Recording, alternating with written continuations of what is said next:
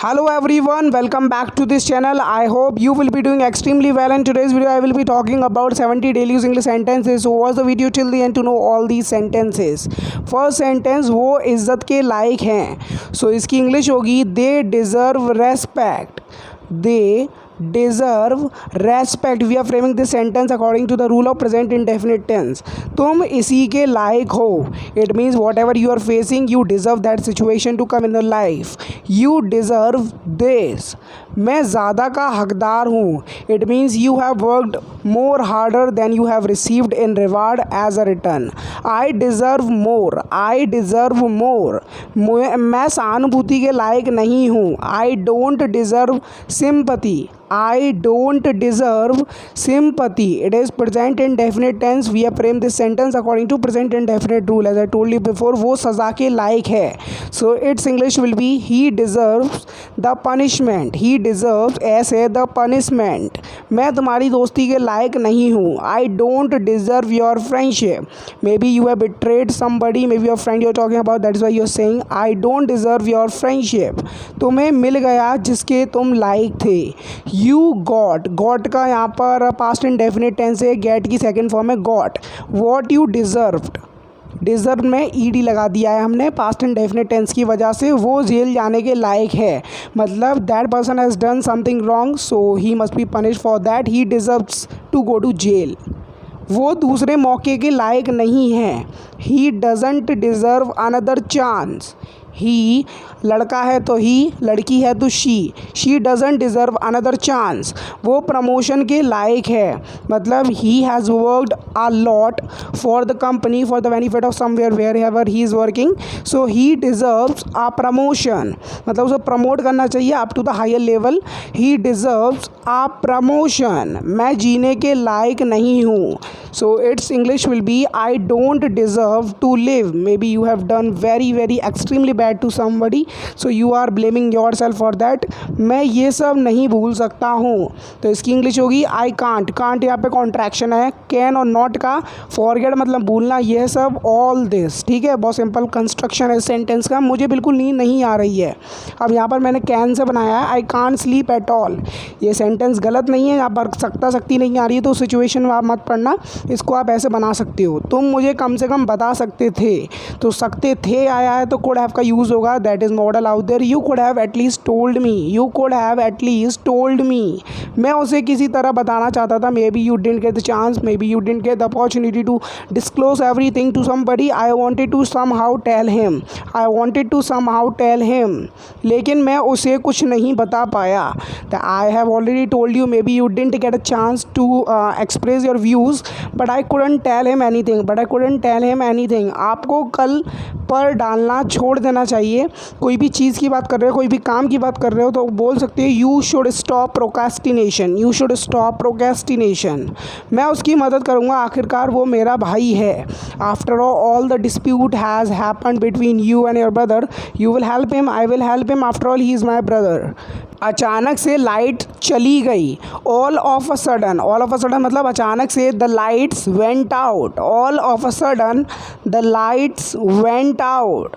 सब अचानक से हुआ. Everything happened all of a sudden. Everything happened all of a sudden. It is past indefinite tense. मेरे हिसाब से उसको ये नहीं करना चाहिए था. तो इसकी इंग्लिश होगी in my opinion she should not have done this. He लगाएंगे तो लड़के की बात हो जाएगी. He should not have done this. सब पल भर में बदल चुका है. Everything has changed in a flash. In a flash मतलब पल भर में. In a short period of time. Short duration of time. You are talking. You are saying. बारिश में भीग मत जाना. You are giving giving advice to somebody. Don't get wet in the rain. Don't get wet in the rain. बाहर बारिश हो रही है, बाहर मत जाना. It's raining outside, don't go out. It's raining outside, don't go out. It is seeable situation. Everybody can see it. Raincoat पहन लो. Put on the raincoat. Put on is a phrasal verb used as. Put on means to wear something.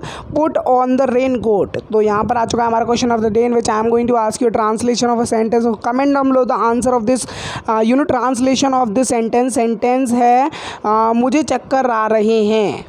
अगर बारिश होती है तो आना मत, it is not that important matter, so you have to come if it is raining, don't come if it rains, don't come if it rains.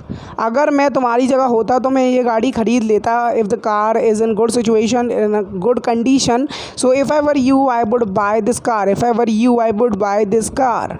तुम मेरी परिस्थिति क्यों नहीं समझते हो, why don't you understand my situation, why don't you understand मतलब समझना, मेरी परिस्थिति, my situation present indefinite tense है, मैं सुबह से पढ़ रहा हूँ। I have been studying since morning, we will not use for over year, we will use since because morning is consider as a definite time. हम कैरम खेल रहे हैं, so it's English will be we are playing carrom. ये present continuous tense है और we के साथ are आता है, वी हमारा प्लूरल सब्जेक्ट है और प्लूरल सब्जेक्ट के साथ हम आर का यूज़ कर सकते हैं। इज एम आर का यूज़ होता है प्रेजेंट कॉन्टिन्यूस टेंस में। वो अपने बाल काट रहा है, यहाँ पर ही आया तो ही हमारा सिंगुलर सब्जेक्ट है। He is combing his hair, he is combing his hair. Pen का कैप फर्श पर है, the pen cap is on the floor. So most of the time it happen, क्या होता है कि अपना पेन का कैप होता है ना वो खो जाता है। So when somebody found it so he can indicate you. मुझे तुम्हारा कैप मिल गया, I found your cap, I found your cap. क्या तुम चाहते हो कि मैं फिर से तुम्हें मारूं, डू यू वॉन्ट मी मतलब मुझे, to hit you again, do you want me to hit you again. मैं दूसरी नौकरी ढूंढ चुका हूँ, सो इसकी इंग्लिश होगी I have found another job, I have found another job. उसे दोषी पाया गया, he was found guilty, he was found उसे पाया गया। आप उसके सामने कोई भी एडजेक्टिव का यूज़ कर सकते हैं, गिल्टी। चलो चलकर उसे ढूंढते हैं, let's go and find him, let's go and find him. मुझे कमरा खाली मिला, I found the room empty, I found the room empty, that means nobody was there when you are in somebody's room। पता लगाओ क्या हुआ, find out what happened, find out मतलब पता लगाना क्या हुआ, what happened। उसका नाम मत लो, तो इसकी इंग्लिश होगी don't take, मतलब यहाँ पर लेने से रिलेटेड है, mention का भी यूज़ कर सकते हैं, don't mention his name या फिर don't take his name। मैं जानता हूँ तुमने मुझे फ़ोन क्यों किया है, I know why you have phoned me, I know why you have phoned me। क्या तुम्हें कोई सुराग मिला, did you find any clues, did you find any clues। पता लगाओ वो कहाँ है, find out where he is. पता लगाने की फाइंड आउट वो कहाँ है, वेयर ही इज़।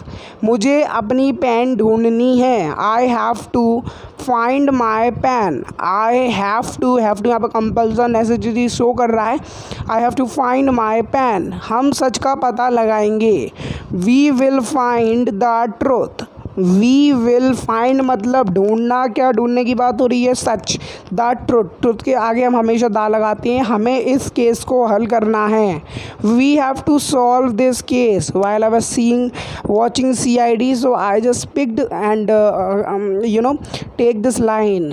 तुम किस बारे में बात कर रहे हो, what are you talking about, what are you talking about. मैं इस प्रक्रिया को पूरा करूँगा, I will complete this procedure, procedure मतलब प्रक्रिया, I will complete this procedure. मुझसे झूठ मत बोलो, तो इसकी इंग्लिश होगी don't lie to me, don't lie to me. Don't is a contraction of do and not. मैं तुम्हें कुछ नहीं बताऊंगा, I won't tell you anything. Won't is a contraction of will and not. ये फ्यूचर इंडेफिनिट टेंस है और helping verb केवल एक ही रह गई है, विल। ठीक है, ये चौंकने वाली बात नहीं है, it's not surprising, it's not surprising, we know this thing, ये मेरे साथ होता है, it happens to me, it happens to me, present indefinite tense है और इट सिंगुलर सब्जेक्ट है और हैपन के साथ एस लगा दिया है। उसके साथ कुछ मत करना, don't do anything to him. अगर आपको इंग्लिश सीखनी है तो प्रेजेंट इंडेफिनिट टेंस मस्ट है, आपको आना चाहिए। और इंपरेटिव सेंटेंसेस की ज़्यादा से ज़्यादा प्रैक्टिस करो, क्योंकि यही ज़्यादातर अपनी कॉमनली स्पोकन इंग्लिश में यूज़ होते हैं ज़्यादा से ज़्यादा। वैसे सीखना तो आपको सब कुछ ही है।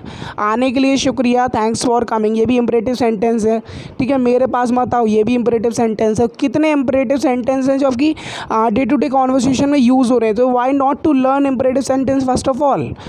डोंट कम टू मी, ठीक है।